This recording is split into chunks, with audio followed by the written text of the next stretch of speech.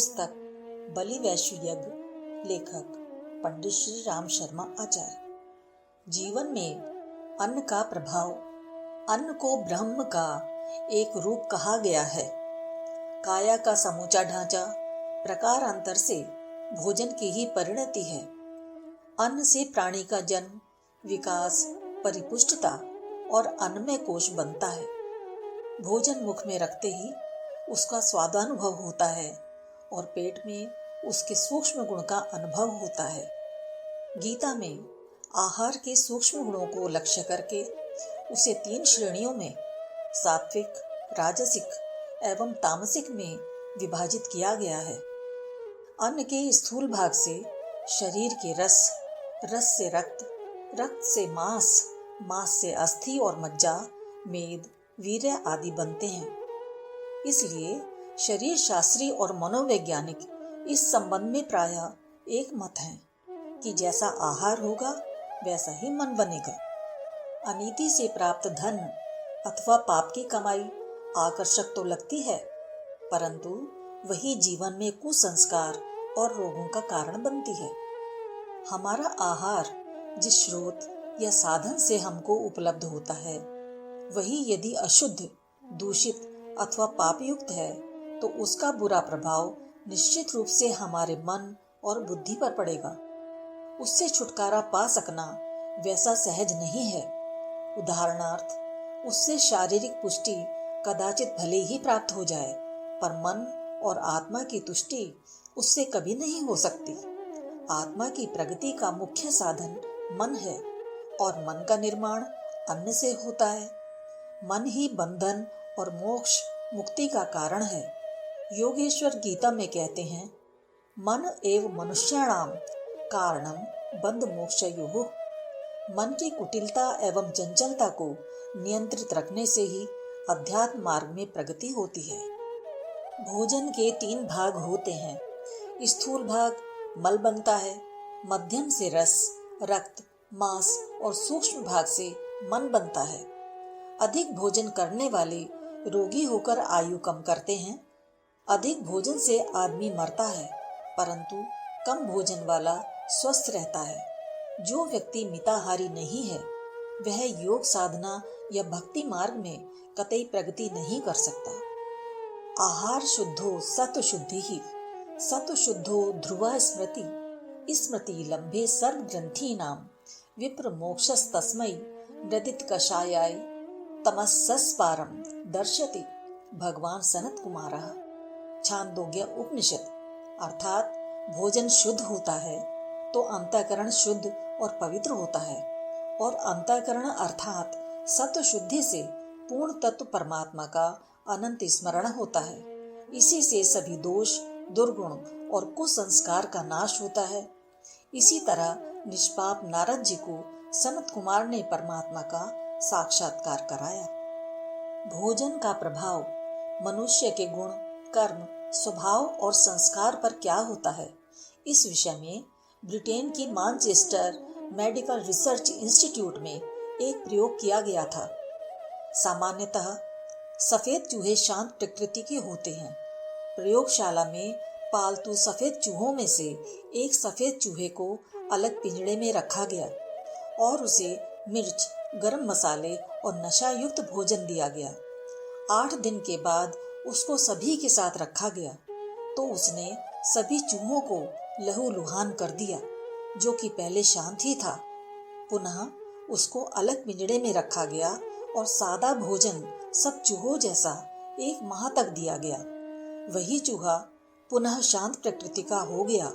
इससे यही साबित होता है कि भोजन से शरीर का पोषण ही नहीं, मनुष्य का व्यक्तित्व यानी गुण, कर्म, स्वभाव और संस्कार बनते हैं। अपितु जैसा आहार वैसा विचार। भोजन जिस उद्देश्य से कराया जाता है, उसका प्रभाव मन एवं आत्मा पर निश्चित रूप से पड़ता है। पाप के अन्न का दुष्परिणाम। पूज्य महात्मा हंसराज जी एक बार हरिद्वार के मोहन आश्रम में ठहरे हुए थे।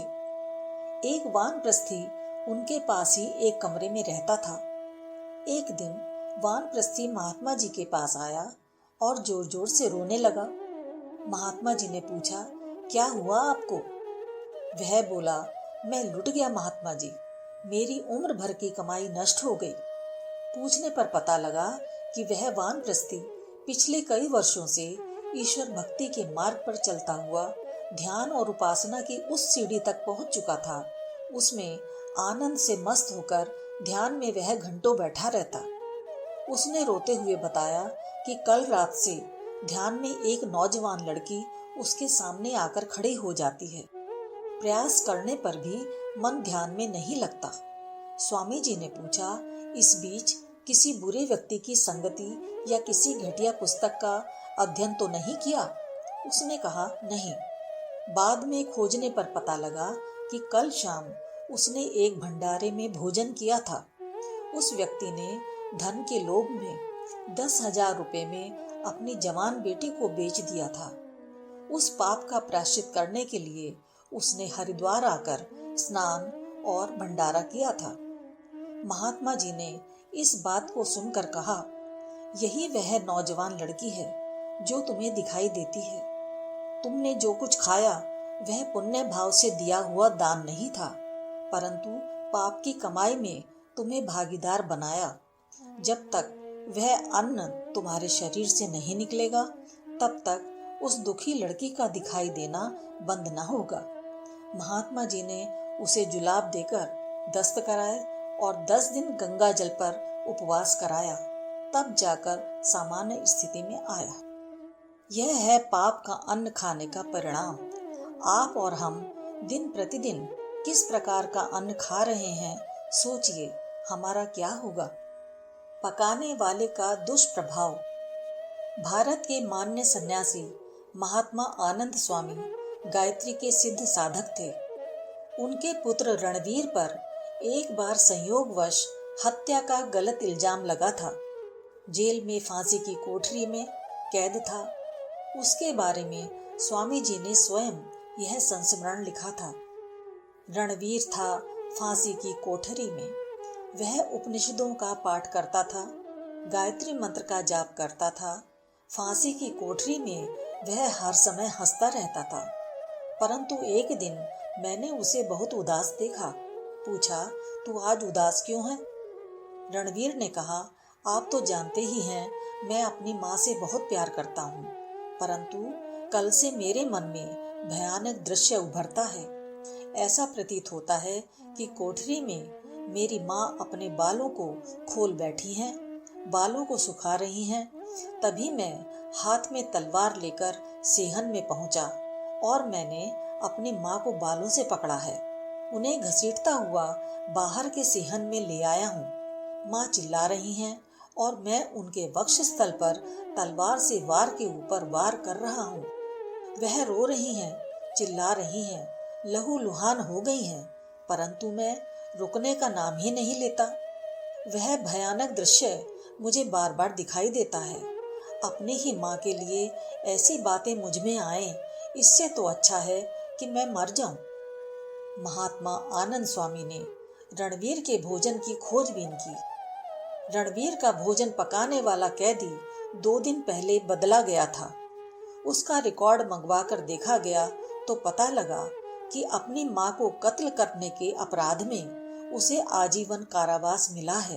वह एक गांव में रहता था, कच्चे मकान में, जहां उसकी माँ नहाने के पश्चात अपने बाल सुखा रही थी कि यह व्यक्ति जो उसके धन पर अधिकार करना चाहता था, तलवार लेकर घसीटता हुआ सेहन में ले आया। वहां बार बार तलवार के वार करके उसे मार डाला। महात्मा जी समझ गए कि भोजन पकाने वाले के संस्कारों का असर अन्न पर पड़ रहा है। उन्होंने जेलर से कहकर उसकी ड्यूटी बदलवा दी। उसके बाद रणवीर को वह भयानक दृश्य दिखना बंद हो गया। दार्शनिक पाइथागोरस ने कहा, आप मुझे बताओ कि कौन व्यक्ति कैसा भोजन कर रहा है, मैं आपको बताऊंगा कि उसके विचार कैसे होंगे। अन्न ईमानदारी की कमाई का हो, परंतु भोजन बनाने वाले का विचार और आचरण ठीक नहीं हो तो उसका प्रभाव भोजन करने वाले पर होगा। माता, पत्नी, पुत्री या बहन का बनाया हुआ रूखा सूखा भोजन गाजर के हलवे से अधिक गुणकारक होता है। क्योंकि उनकी प्रेम भावनाएं भी इसमें सन्निहित होती हैं। शबरी के बेरों की भगवान राम जी ने और विदुर के शाक की भगवान श्री कृष्ण ने इसीलिए प्रशंसा की है। परम पूज्य गुरुदेव कहते थे कि माताओं बहनों को रसोई बनाते समय गायत्री मंत्र जप और अच्छे विचार करने चाहिए। क्रोध नहीं करना चाहिए। केवल छूने से ही भोजन पर व्यक्ति विकृत असर नहीं पड़ता, वरन पास बैठने वालों से भी वह प्रभावित होता है, क्योंकि भोजन मनुष्य की प्रिय वस्तु है और एक व्यक्ति दूसरे की थाली पर विशेष दिलचस्पी के साथ दृष्टि डालता है तो उस पर निश्चित उसका असर होता है। कोई दुखी या तिरस्कृत होकर भोजन देता है तो खाने वाला दुखी हो जाता है। यज्ञ शिष्टा शिनः संतो मुच्यन्ते सर्किल विषयी भुंजते ते तुघम पापा ये पच्यन्त्यात्म कारणात्। गीता 3/13। यज्ञ में बचा हुआ यज्ञावशिष्ट भोजन करने वाला सज्जन पाप कर्मों से मुक्त हो जाता है और जो मात्र अपने लिए बनाता और खाता है वह पाप खाता है। प्रत्येक व्यक्ति का इस प्रकार सोचना व्यर्थ है कि हमने अपने श्रम से, बुद्धि से, पैसे से उपार्जन किया, इसलिए उस पर हमारा ही अधिकार है, परंतु शरीर, बुद्धि, शक्ति परमात्मा ने दी है। भूमि, वर्षा और बीज न होता तो अन्न कैसे उगाते। भोजन करने से पूर्व भगवान को समर्पित करने के बाद भोजन करने से व्यक्ति हर एक प्रकार के ऋण में से मुक्त होता है।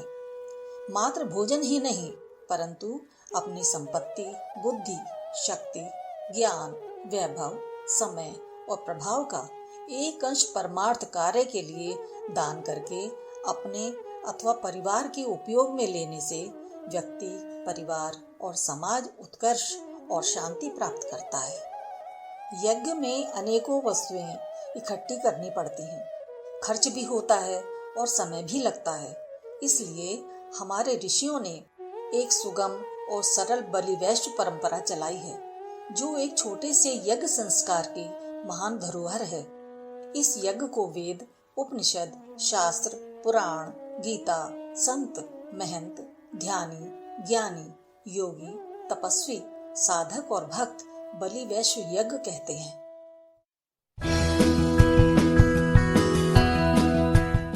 पुस्तक बलिवैश्य यज्ञ, लेखक पंडित श्री राम शर्मा आचार्य। युग ऋषि पंडित पूज्य गुरुदेव श्री राम शर्मा आचार्य जी ने गायत्री परिवार के परिजनों को घर घर पहुंचकर इस बलिवैश्य यज्ञ अभियान को पुनः स्थापित करने हेतु आह्वान किया है। इसलिए अपने राष्ट्र की माताओं, बहनों को इस व्यक्ति और परिवार निर्माण की महत्वपूर्ण प्रक्रिया को जानना चाहिए और प्रत्येक घर में उसका शुभारंभ कराना चाहिए। घर में बिना नमक और मिर्च का भोजन यानी रोटी या चावल थोड़ा सा लेकर 1 बूंद घी, थोड़ी सी चीनी, गुड़ मिलाकर एक स्वच्छ तांबे के कुंड को गैस या चूल्हा पर रखकर इसमें 5 आहुति देनी चाहिए। जब परिवार के सदस्य भोजन के लिए बैठें तो उन्हें उसी का प्रसाद पहले देना चाहिए, जिसे यज्ञ शिष्ट कहते हैं। यही है यज्ञ भगवान का प्रसाद। योगेश्वर श्री कृष्ण गीता में बताते हैं कि यज्ञ संस्कार जरूरी है। हमारे शास्त्र यह बताते हैं कि यज्ञ से वातावरण और अन्नादि सुसंस्कारी और प्राणवान बनते हैं। सह यज्ञाः प्रजाः सृष्ट्वा पुरोवाचा प्रजापतिः अनेन प्रसविष्य ध्वमेश वोस्तिष्ठ कामधुक्। गीता 3/10। प्रजापति ने यज्ञ और प्रजा का सृजन एक साथ किया है। प्रजा यज्ञ का आराधन करे तो उनकी सभी आवश्यकताएं यज्ञ भगवान पूर्ण करेंगे। हमारे सभी के मन में यह प्रश्न स्वाभाविक है कि यज्ञ से क्या लाभ होगा। योगेश्वर श्री कृष्ण भगवत गीता में जवाब देते हैं, इष्टान भोगान ही वो देवा दास्यन्ते यज्ञ भाविताः तैर दत्तान प्रदायभ्यो यो भुक्तेस्तेन एव सः। गीता 3/12। यज्ञ से प्रसन्न देवता आपको इष्ट भोग, योग्य भोग प्रदान करेंगे। इस दैवी अनुदानों को अगर आप परमात्मा को बिना समर्पित किए भोगते हैं तो आप चोर हैं। ऋग्वेद में कहा गया है, केवलागो भवति केवलादि, अर्थात अकेला खाने वाला पापी बनता है। यदि हम यज्ञ के ज्ञान विज्ञान का समय के अनुरूप उपयोग करें तो हमें भी गुण और संस्कार संपन्न अन्न, फल, सब्जियां प्राप्त हो सकती हैं। महर्षि चरक च्यवनप्राश खाकर युवा हो गए थे। आजकल च्यवनप्राश में वह प्रभाव नहीं रह गया, क्योंकि आज के वायुमंडल में जो आंवले पैदा होते हैं उसमें वह गुण, सत्व और शक्ति नहीं है जो सतयुग में थी। इस वजह से परिणाम शंकास्पद ही नहीं परंतु निराशाजनक हैं। श्री कृष्ण श्रीमद् भगवत गीता में रास्ता बताते हैं कि पुनः ऐसा अन्न और औषधि कैसे पैदा की जाए। अन्नाद् भवन्ति भूतानि पर्जन्याद् अन्न संभवः, यज्ञाद् भवति पर्जन्यो यज्ञः कर्म समुद्भवः। गीता 3/14। अन्न से प्रजा की उत्पत्ति और पर्जन्य वर्षा से अन्न पैदा होता है। यज्ञ से पर्जन्य वर्षा होती है। मैं स्वयं परब्रह्म यज्ञ में निवास करता हूँ। यज्ञ चक्र चलते रहने से जगत का कल्याण होता है। पर्जन्य से सात्विक, शक्तिशाली और संस्कारी अन्न पैदा होता है। अन्न में यज्ञ संस्कार होते हैं। अन्न की न्यूनता नहीं रहती है। जहाँ अन्न संस्कारी है वहाँ धन, बल और विद्या से संपन्न जीवन होता है। यज्ञ और सूर्य प्रत्यक्ष देवता हैं। अग्नि सूर्यांश है। अग्नि की उपासना सूर्योपासना है। अयज्ञो हत वर्षा भवति, यज्ञ नहीं करने वाले का तेज नष्ट हो जाता है। सुनवताम ऋणम न, वाङ्मय 3/120। वेद भगवान की प्रतिज्ञा है कि यज्ञ करने वाले को ऋणी, कर्जदार न रहने दूंगा। यही भगवान अपनी समर्पित आहुति ग्रहण करके हमें प्रकाश, स्वास्थ्य, ज्ञान और शक्ति देते हैं। उक्त प्रमाणों से यह बात सिद्ध होती है कि यज्ञ से अन्न तथा घर परिवार का वातावरण सुसंस्कारी, गुणवान बनता है। बलि वैश्य का तत्व दर्शन। अपनी कमाई में भगवान का भाग है। चाहे वह बुद्धि, संपत्ति, शक्ति, नौकरी, व्यापार या खेती की कमाई क्यों नहीं हो, परंतु प्रत्येक मनुष्य के मन में उदारता और परमार्थ परायणता का भाव होना चाहिए। केवल अपने लिए नहीं परंतु पिछड़े लोग, प्राणी, पक्षी, वृक्ष सबके लिए सोचना चाहिए। तभी परमात्मा प्रसन्न रहता है। दूसरों के साथ वैसी उदारता रखो जैसी भगवान ने आपके साथ रखी है। आपको यह हमेशा याद रहे, आप दूसरों की सेवा के लिए जिएं। इस हेतु नित्य बलिवैश्य करना पड़ता है। त्याग पूर्वक भोग किया हुआ अन्न हमारे अंदर बल और प्राण शक्ति को धारण कराता है। जल और वायु के बाद अन्न हमारे जीवन को परमात्मा से मिली सबसे बड़ी भेंट है। बलिवैश्य संक्षिप्त नाम है। पूर्ण शब्द बलिवैश्य देव है। हमारे ऋषियों ने इसमें 3 शब्दों को समाविष्ट किया है, बलि, वैश्य, देव। इनका अर्थ इस प्रकार होता है। बलि अर्थात बलिदान, त्याग, उपहार, भेंट, अनुदान। वैश्य समस्त विश्व के जड़ चेतन के लिए, देव अर्थात देवताओं के लिए, दिव्य प्रयोजनों के लिए। बलि वैश्य देव अर्थात समस्त विश्व के लिए उदारता से दिया गया अनुदान। बलि वैश्य के महत्व की व्याख्या नहीं हो सकती। फिर भी युग ऋषि परम पूज्य गुरुदेव इसका दर्शन बताते हैं कि दैनिक उपासना में अकेला गायत्री जप ही पर्याप्त नहीं है, जबकि सार्थकता हेतु अग्निहोत्र भी साथ चलना चाहिए। हवन के लिए समय, सामग्री, शक्ति, क्लिष्ट कर्मकांड और खर्च भी पड़ता है। इसलिए बलिवैश्य का महत्व समझा जाए और गायत्री परिवार के तथा अन्य घरों में उसे प्रचलित और पुनर्जीवित किया जाए। बलिवैश्य की सरल परंतु महत्वपूर्ण प्रक्रिया को लोग भूल गए हैं। जामनगर गुजरात की राजकुंवरबा श्री खुमान सिंह झाला के राजपूत परिवार की इकलौती बेटी थी। उनका ब्याह 1978 मई में कच्छ, भुज के श्री रुद्रदत्त सिंह जी जाडेजा के साथ खानदानी रियासत में संपन्न हुआ। राजकुंवरबा को ज्ञात हुआ कि उनके पतिदेव अठंग शराबी हैं। उसने माता पिता या सास ससुर से शिकायत नहीं की। दादाजी ने बताया था कि गायत्री जप से कैसी भी कठिन समस्या का हल होता है। वह एक लोटी में पानी रखकर 11 माला जप करती थी और वही पानी आटा गूंथने में प्रयोग करती थी, परंतु बहुत अधिक फर्क पतिदेव में नहीं हुआ। राजकुंवरबा अपने पिताजी के साथ 1979 में शांति कुंज आई और परम पूज्य गुरुदेव को घटना सुनाई। परम पूज्य गुरुदेव ने कहा, बेटा गायत्री जप के साथ बलि वैश्य भी किया करें और यज्ञावशिष्ट बचा हुआ प्रसाद पतिदेव की थाली में भोजन के साथ परोस दिया करें।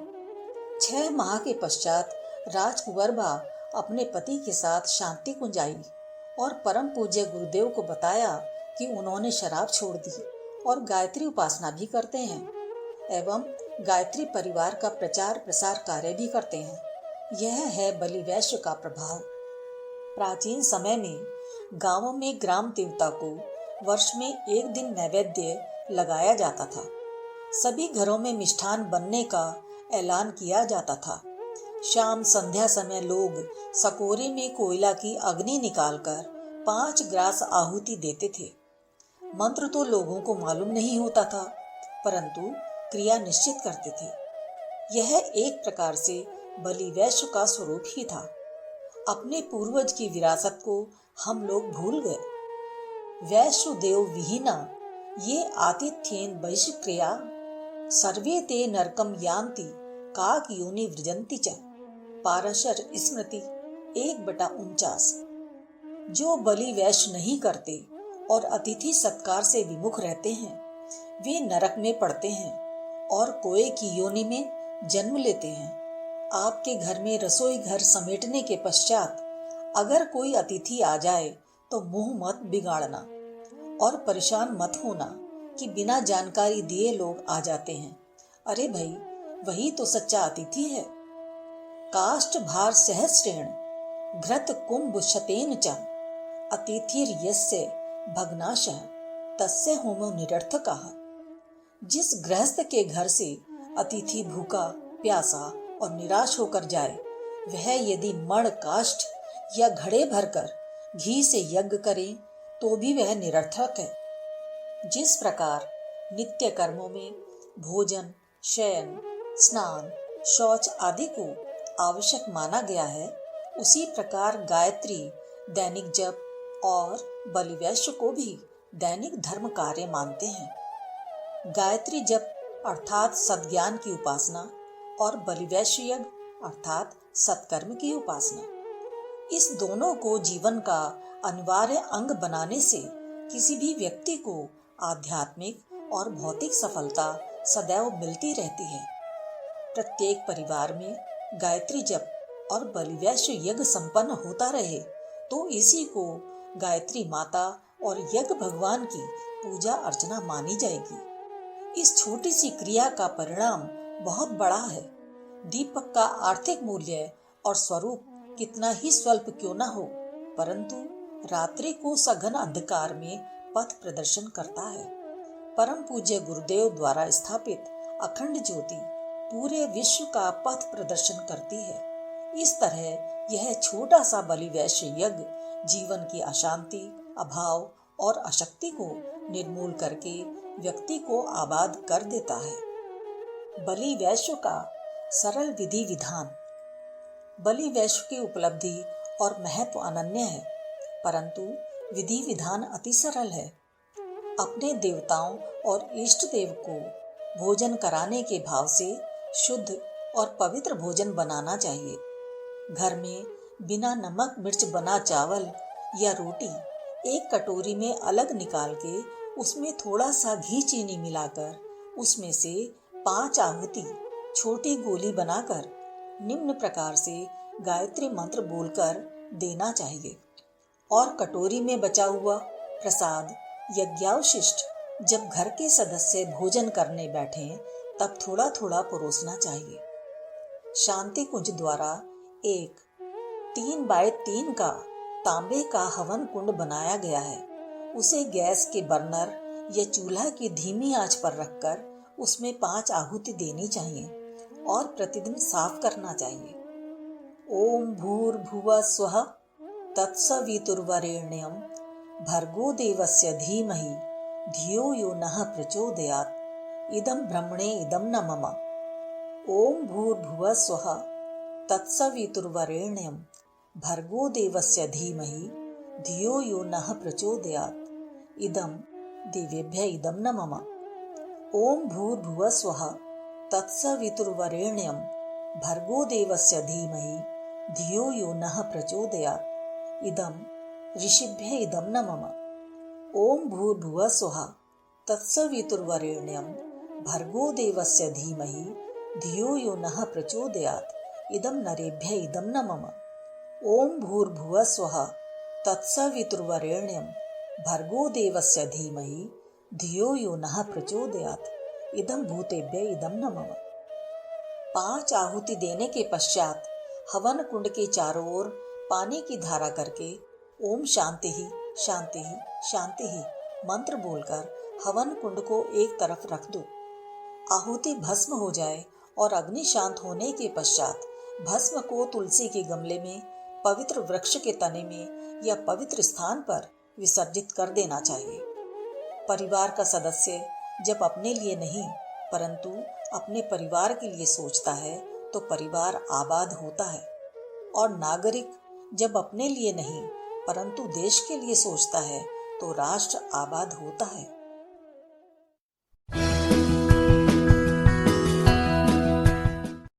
पुस्तक बलि वैश्य यज्ञ, लेखक पंडित श्री राम शर्मा आचार्य। अपने लिए नहीं, सबके लिए। तीर्थ यात्रा में सब लोग अपने अपने भोजन के डिब्बे लेकर आते हैं। कई लोग स्वयं खाने का आनंद लेते हैं। 2 प्रकार के यात्री होते हैं। एक ऐसा उदार मना यात्री होता है जो सबको आग्रह करके प्रेम से अपना भोजन देता है और अपने लिए बचेगा कि नहीं उसकी चिंता कतई नहीं करता।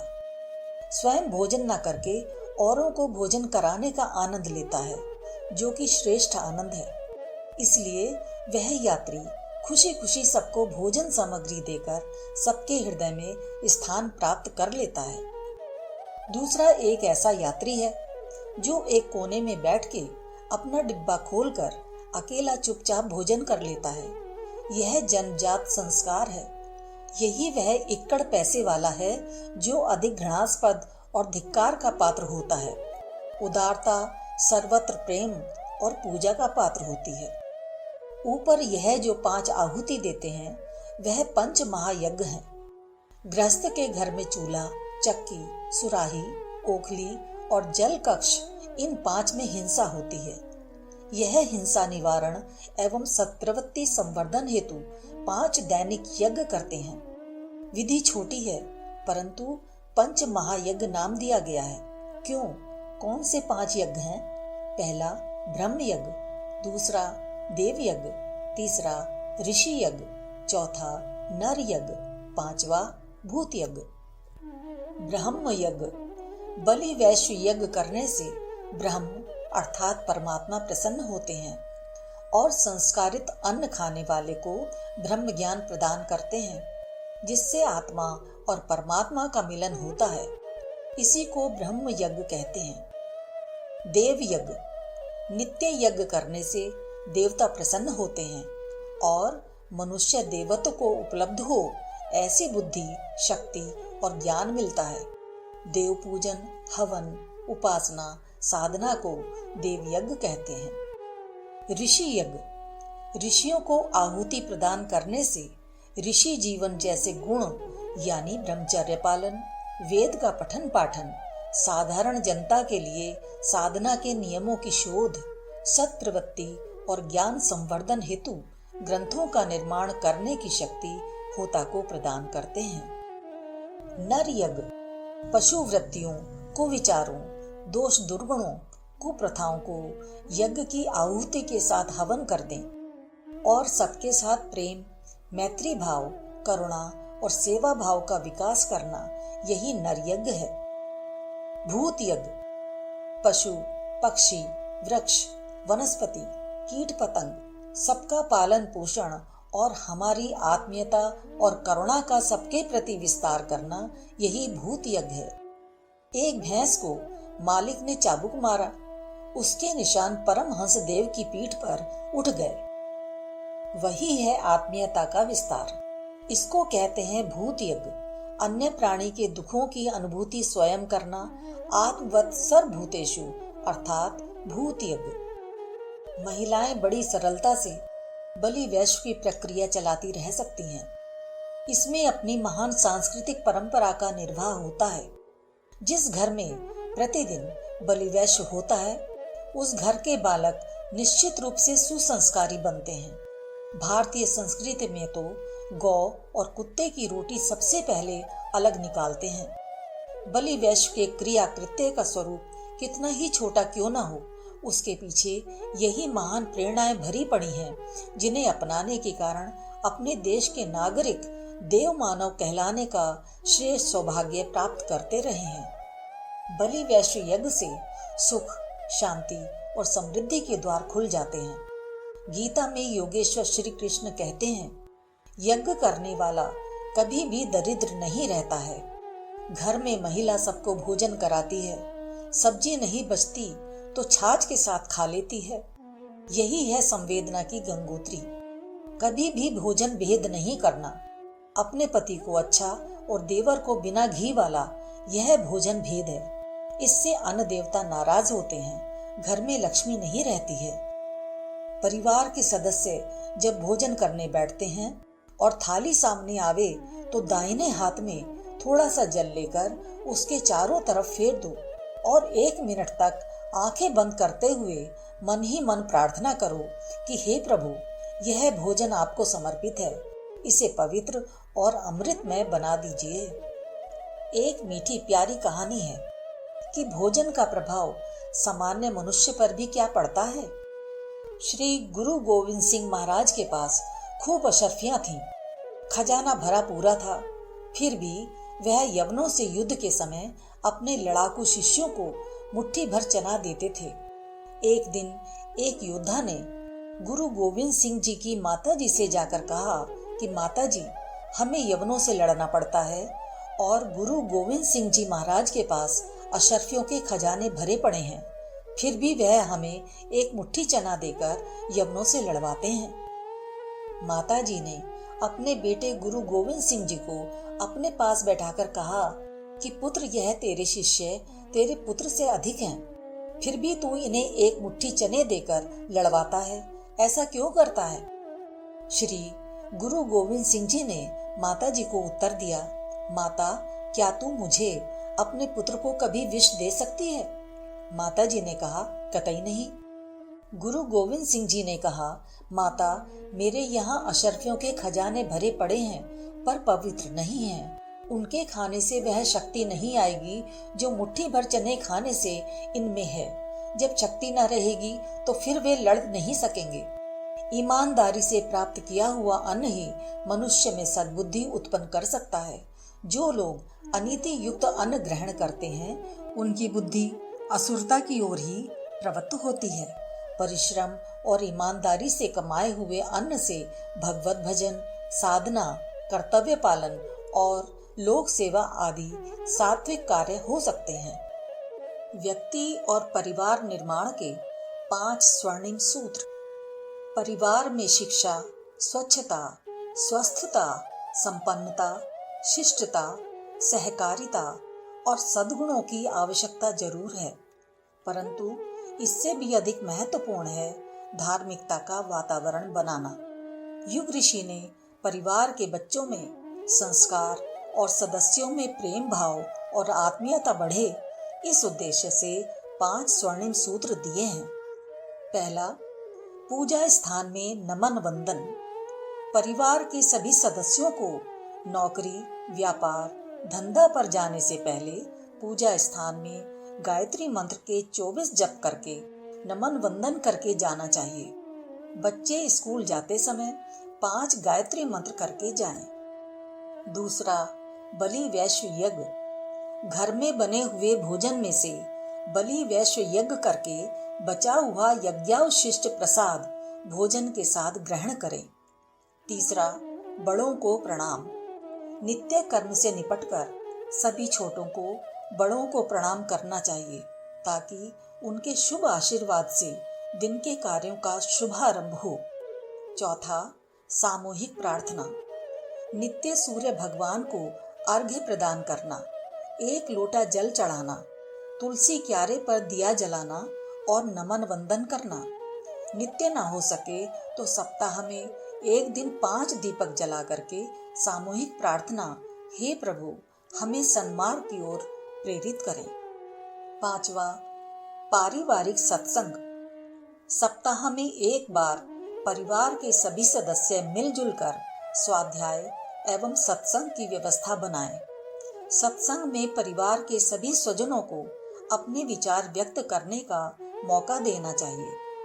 अपने प्रत्येक घर में तुलसी का गमला या क्यारी में सूर्य को अर्घ देना चाहिए। इससे घर में आस्तिकता का वातावरण बनेगा।